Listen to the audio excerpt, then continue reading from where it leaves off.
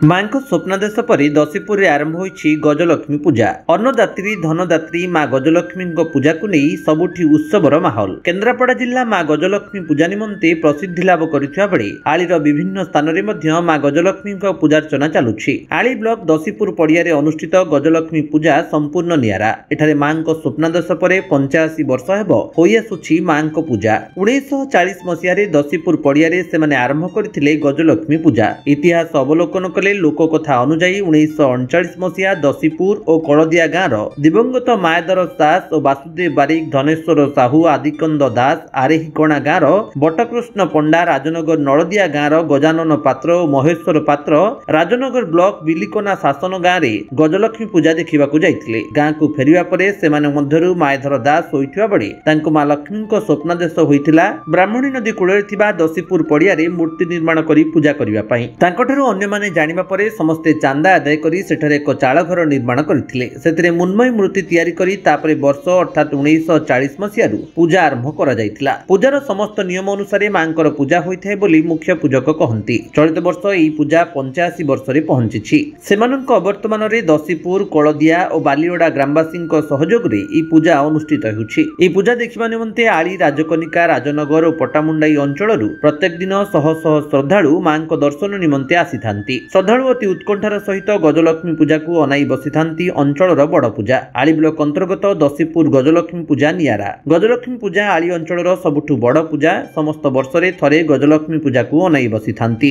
माँ गजलक्ष्मी ट्रस्ट तरफ मु एतिकी अनुरोध करुछि जे भक्त माने जो असुविधा सम्मुखीन होउछन्ते वर्तमान ताकू समाधान पाई सरकार किसी प्रयास करने उचित। माँ गजलक्ष्मी ट्रस्ट 85 वर्षर ट्रस्ट ये रेजिस्टर्ड ट्रस्ट। आम पिलादिन आम देखी देखी आसु आमर पूर्वपुरुष ये ट्रस्ट को स्थापना करते। ये अंचल नुहे पूरा केन्द्रापड़ार सबु जिलू ना सबु पंचायत रु प्राय लोक आसुँचे दर्शन करने। हजार हजार लोक समागम होणु मु चाहूँगी ये ट्रस्ट उन्नति केमिति हम से संपर्क में समस्त को चिंता करिया दरकार। ए वर्षर अत्यधिक वर्षा जो पड़िया जो पानी कादुओ जो अवस्था सृष्टि होती प्रति सरकार जदि नजर दियंते आमे बहुत खुशी हूँ। कंचन सरिभाग हिमगिरी प्रखई चतुर्भिरे गजई हस्तचित्त हिरणमयामृत घटई राशिश्चमना श्रियं बिभ्राणंबरम दिव्यम अभयम हस्ते किरोटि जोड़ा क्षुमा बधनित मांग बिंबलिका बंटम वंदे रविदासितम। 85 वर्षर लक्ष्मी पूजा अनुष्ठान में मु पूजक मो ना श्री अर्जुन चरण रथ। आमर 6 तारीख दिन माँकर उपचार पूजा आरंभ होता एवं सूर्य पूजा गुरु पूजा 10:40 मध्य आरंभ होता।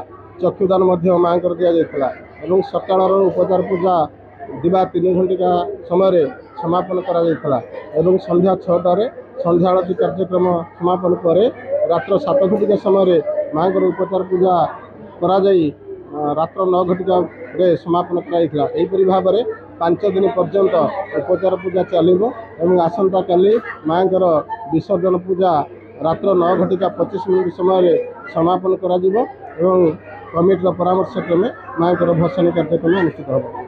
आमको तो से समय आसीना जो लोक मैंने आरंभ करते आम से पिलामानकर उत्तरोत्तर उन्नति करने आम माँ निकट में आशीर्वाद करुँची। जो वृक्षटी से लगेले आज से वृक्षटी 85 वर्ष पदार्पण करिछि एवं हजार हजार लोक एठारे एकत्रित होई माँकर जो कृपा भिक्षा लाभ करुचंती एवं एटा विशेष करी नौमौजा एवं आखपाख अंचलर समस्त श्रद्धालु माने एठारे पहुँची माँकर आशीर्वाद लाभ करुचंती। आमे आशा करुचु एई अनुष्ठानटी आर उत्तरोत्तर उन्नति हो।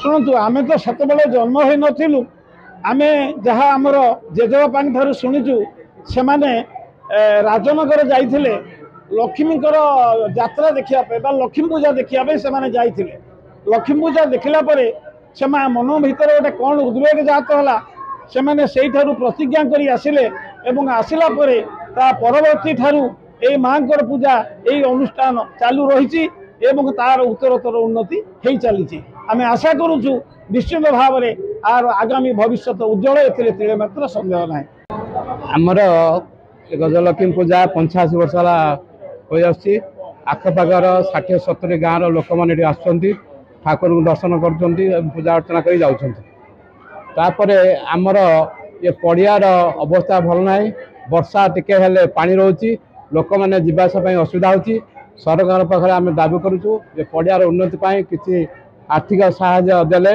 बहुत भल हम ता छड़ा आम जो रास्ता रही से रास्ता रिपेयरिंग होनी रास्तार खाला खमा रोची लोक मैंने बहुत असुविधा आसुँच तेणु सरकार को आम अनुरोध करुचु से माने आम प्रति टिके नजर देले ये पूजा आहरी उन्नति कर पाख 10टा पंचायत लोक एठाक आसुँच आमर बड़ामला पंचायत महू पंचायत अटाल पंचायत आम मेंढपुर पंचायत बालकाटी पंचायत सिंगिरी चंडागड़ी अरईकणा ये सब पंचायत सब लोक मैंने आसुँच ठाकुर दर्शन कर पूजा अर्चना कर जाऊँ। ब्यूरो रिपोर्ट विश्व विजयी न्यूज ओडिशा।